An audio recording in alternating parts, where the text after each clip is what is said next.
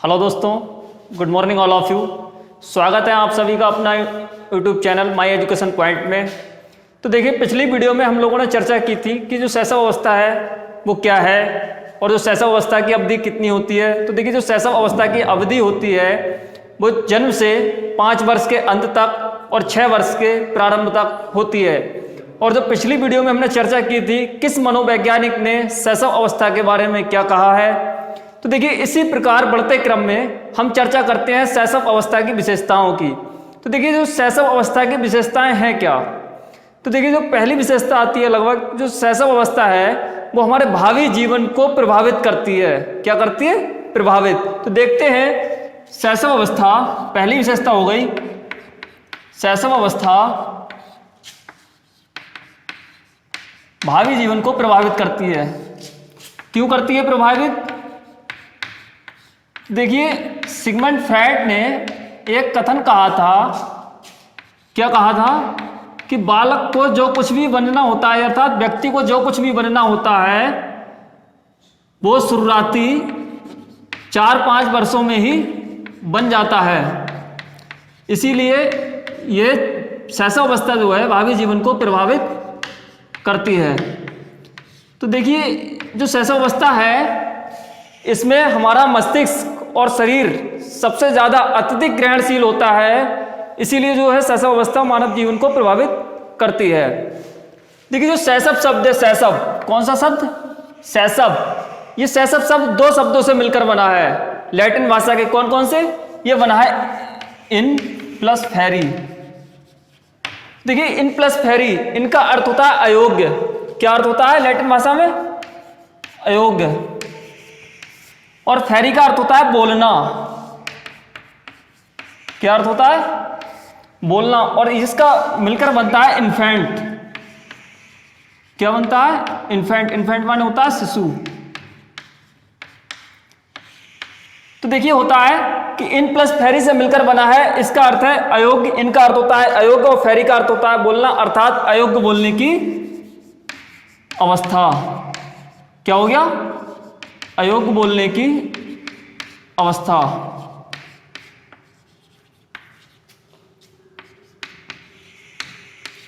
देखिए, इसी प्रकार अगले क्रम में हम चलते हैं। नेक्स्ट विशेषता जो है हमारी कि जो शैशव अवस्था है वो इसमें शारीरिक और मानसिक विकास तीव्र गति से होता है।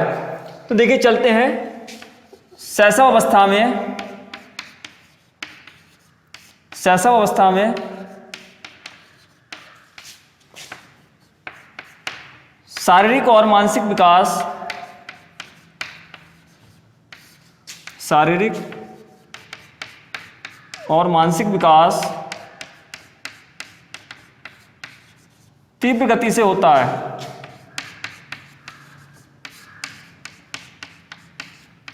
तीव्र गति से होता है। तो ये अगर मानसिक विकास की अगर बात की जाए, मानसिक विकास की बात की जाए तो देखते हैं, आइए मानसिक विकास।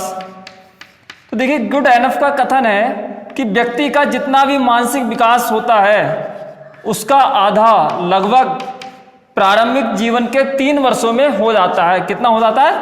आधा, मतलब 50%। कब हो जाता है? 3 वर्ष में। और देखिए, जो 90% जब विकास होता है तो वो होता है हमारा 5 से 6 वर्ष, अर्थात बाल्यावस्था में। और जो 10% रह जाता है विकास वो हमारा होता है किशोरावस्था में, यानी कि 16 से 18 वर्ष तक इसका विकास होता है, जो 10% रह जाता है। तो देखिए, अगर सीखने की दृष्टि से बात की जाए, देखिए सीखने की दृष्टि से, सीखने की दृष्टि से अगर सीखने की दृष्टि से अगर बात की जाए तो व्यक्ति जितना भी सीखता है बाल्यावस्था और किशोरावस्था में, कुल मिलाकर जितना सीखता है उतना बालक शैशव अवस्था में ही सीख लेता है। अर्थात शुरुआती 6 वर्षों में सीख लेता है बाल्यावस्था प्लस किशोरावस्था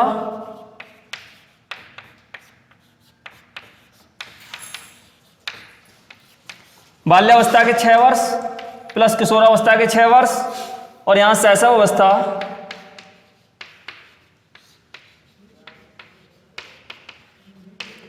शैशवावस्था के 6 वर्ष, अर्थात कि व्यक्ति जितना बालक जितना बाल्यावस्था और किशोरावस्था में सीखता है उतना बालक शैशव अवस्था में ही सीख लेता है।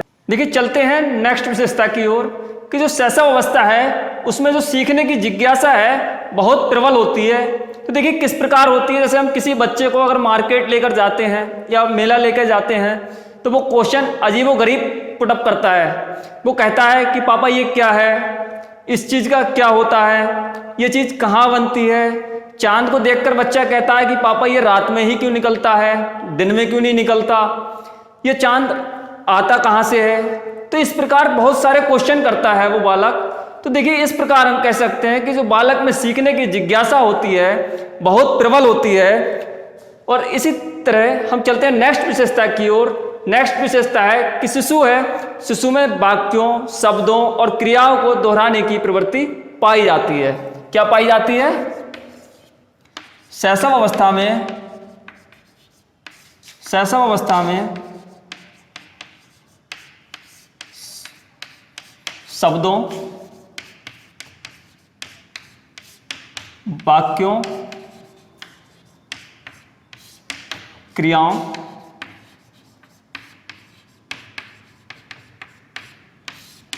को दोहराने की प्रवृत्ति।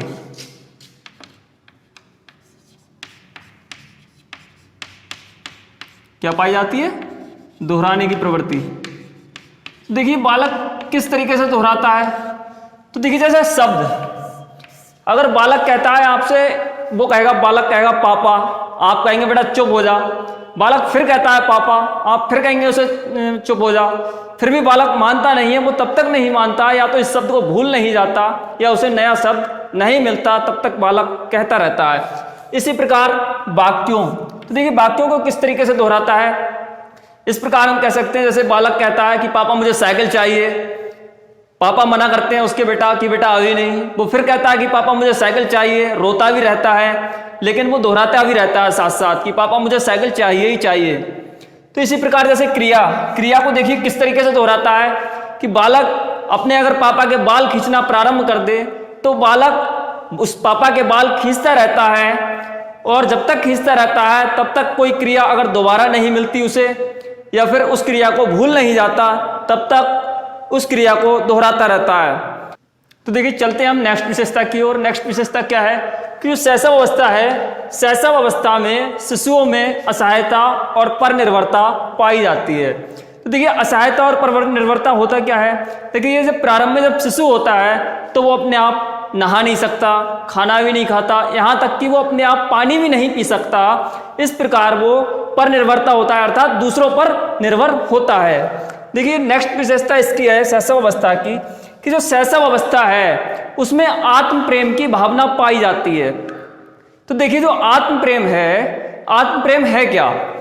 तो देखिए जो मनोविज्ञान में आत्म प्रेम की जो अवधारणा लेकर आए थे उनका नाम था सिगमंड फ्रायड।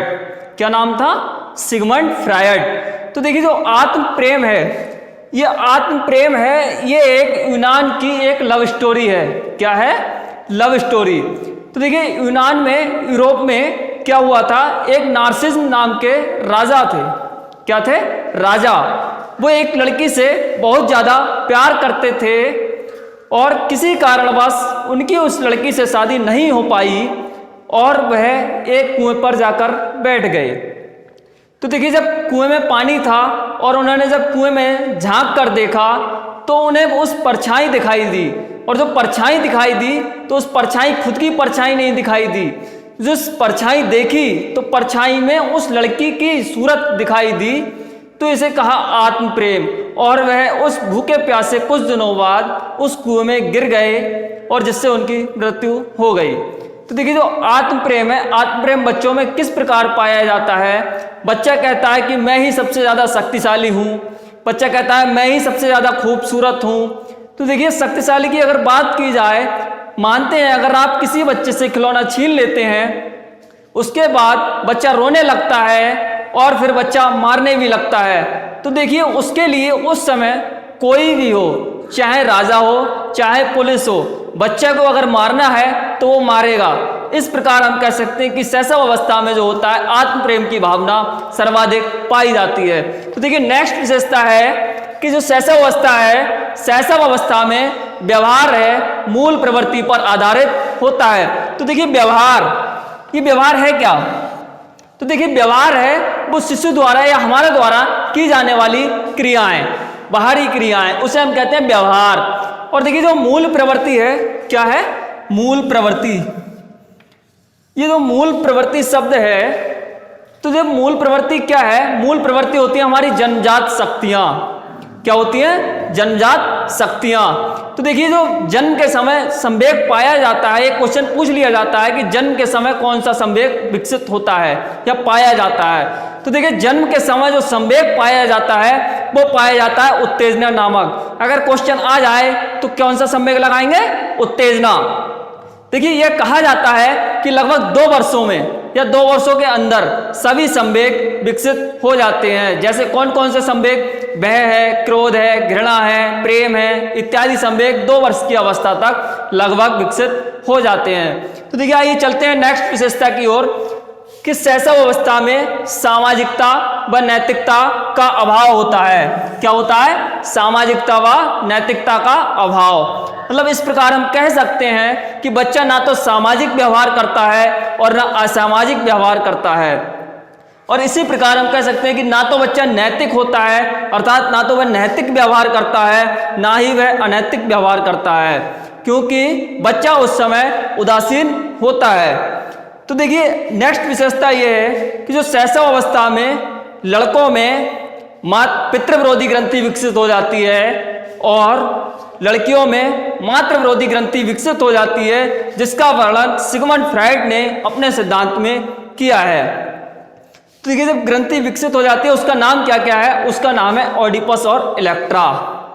तो देखिए सिगमंड फ्राइड ने यह भी बताया कि जो शैशव अवस्था में काम वासना होती है वो चरम सीमा पर होती है, अर्थात सबसे ज्यादा प्रबल पाई जाती है, जबकि और किसी मनोवैज्ञानिक ने शैशव अवस्था में काम वासना का वर्णन नहीं किया है। तो देखिए अगर आपको मेरी वीडियो अच्छी लगी हो तो इसे लाइक, शेयर एंड सब्सक्राइब जरूर करें, ताकि आने वाली हर वीडियो का नोटिफिकेशन आपको सही समय पर प्राप्त हो सके। धन्यवाद।